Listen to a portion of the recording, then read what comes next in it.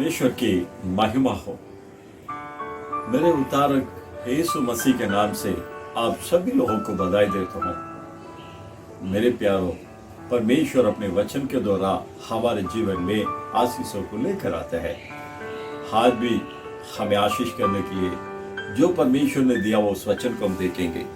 Romeo की किताब 8वां अध्याय की 28वां वचन। रोमियो की किताब 8वां अध्याय की 28वां वचन।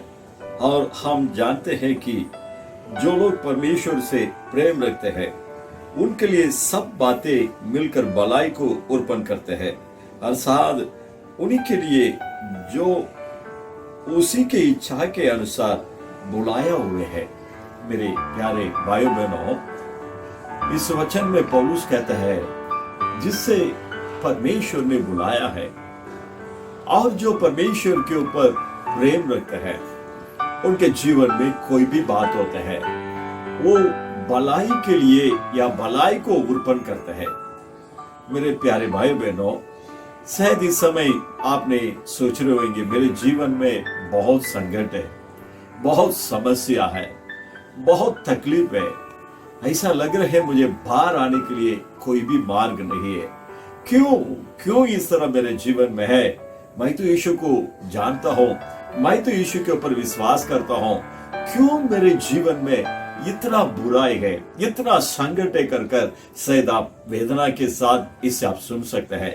आपके लिए ही परमेश्वर कहते हैं, आपको परमेश्वर अपने इच्छा से बुलाया है।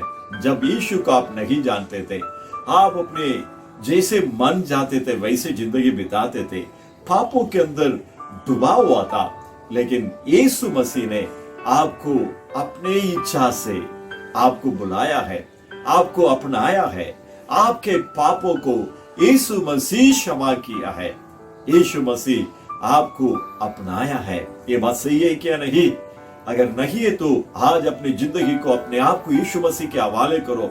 उनके लहू से शुद्ध होकर आप यीशु मसीह के हो जाओ।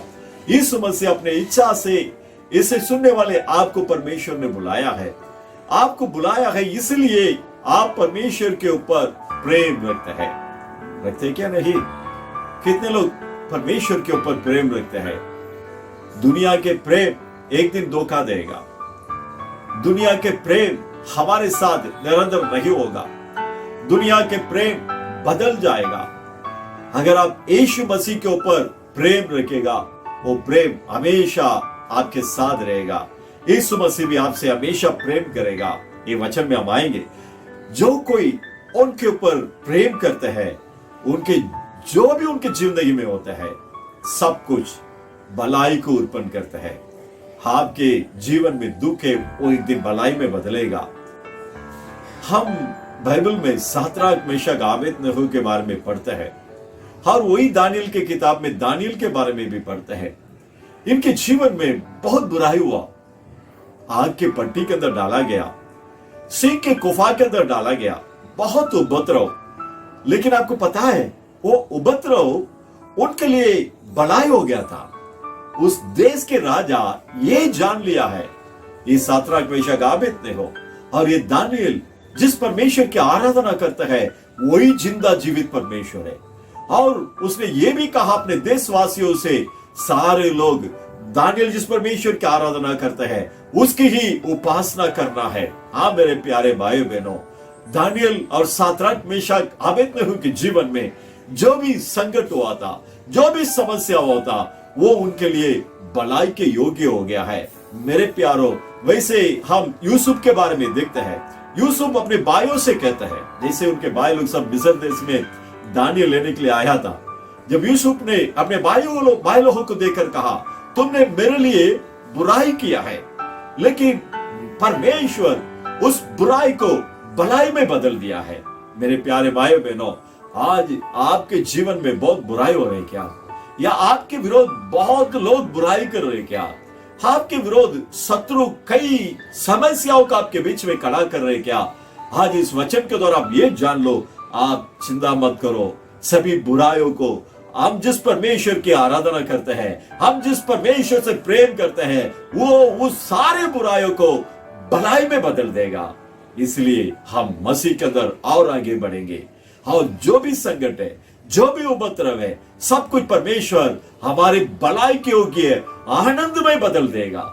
इसलिए मेरे प्यारो, हम उस परमेश्वर के ऊपर अधिक प्रेम करेंगे। इस बात को हमेशा हम हृदय में रखेंगे। परमेश्वर ने अपने इच्छा के अनुसार हमें बुलाया है, इसलिए मैं प्रभु यीशु मसीह से और प्रेम करूंगा।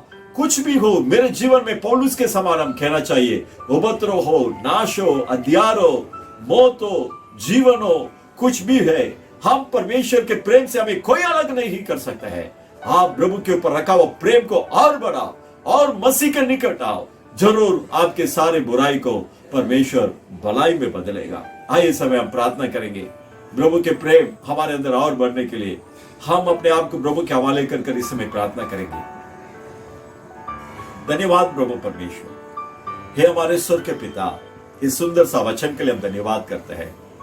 इसे जितने भी लोग सुनकर इस समय आपके ओर प्रार्थना कर रहे हैं, हम इन वचन के द्वारा ये जान लिया है, आप अपने इच्छा के अनुसार हमें बुलाया है। हम अपने आप नहीं आया है, हम अपने आप आपके पास नहीं आया है, आपने हमें बुलाया है अपने इच्छा के अनुसार। इसलिए पौलुस जैसे कहता है, वैसे हम हर एक जन आपके ऊपर और अधिक प्रेम करने के लिए, हर एक के अंदर आप अपने प्रेम से भरा हुआ आत्मा से भरने के लिए मैं प्रार्थना करता हूं। जिसके भी प्रेम आपसे दूर है, दुनिया के ऊपर है, आज वे सारे लोगों के प्रेम आपके तरफ आने जैसे हमारे के मन और हृदय को बदलने के लिए मैं प्रार्थना करता हूं। धन्यवाद प्रभु, धन्यवाद प्रभु। जिस तरह आपने सातराक, मेशक, आबेदनेगो और दानियल के जो संकटों को, उनके बहुत बुरे हालात को, उनको आग की भट्टी से और सिंह के गुफा से बचाकर उसे भलाई में बदल दिया है, उसी तरह इसे सुनने वाले जो भी है, किसी भी तरह संकट में फंसा है, जिस भी तरह बुराई में फंसा है या शत्रु ने घेरा हुआ है, वहां से परमेश्वर आज आप इन्हें छुड़ाकर आप अपने नाम को महिमा करने के लिए, सबको भलाई में बदलने के लिए मैं प्रार्थना करता हूं। आप ऐसे ही कर रहे हैं, इसलिए धन्यवाद। हम आपके हाथों में समर्पण करते हैं, सारी स्तुति गौरव में आपको देता है। हमारे उद्धारक यीशु मसीह के नाम से मानते हैं हमारे अच्छे से पिता, आमीन आमीन। मेरे प्यारों, आप चिंता मत करो, आप अपने प्रेम को और बढ़ाओ। प्रभु ने आपको बुलाया है, आपके सारे बुराई को जरूर वो भलाई में बदल देगा। God bless you. प्रभु आशीष करे। आमीन आमीन।